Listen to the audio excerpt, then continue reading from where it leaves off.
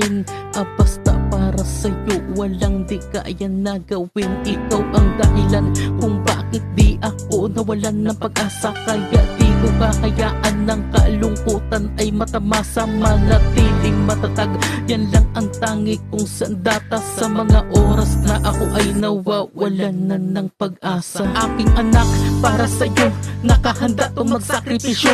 Di ko man mapili lahat ng gusto ko, basta maibigay ko lang sa'yo.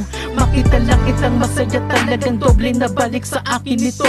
Di ko dama ang pagod sa trabaho pag nakikita ko mga ngiti mo. Maging ama para sa'yo, sabay ng pagiging isang ina.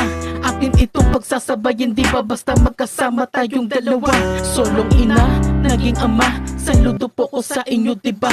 Dahil nga mas naging lalaki pa kayo sa dapat na tinatawag nilang ama. Hindi ko kayang responsibilidad. Hindi ko kayang tanggapin yung sasabihin ng magulang ko. May nagawa ba ako? May hindi ba ako nasabi? Hindi ko maintindihan. May mali ba? Anong ginawa ko? Sabi mo sa akin. Hindi kita kayang pakasalan.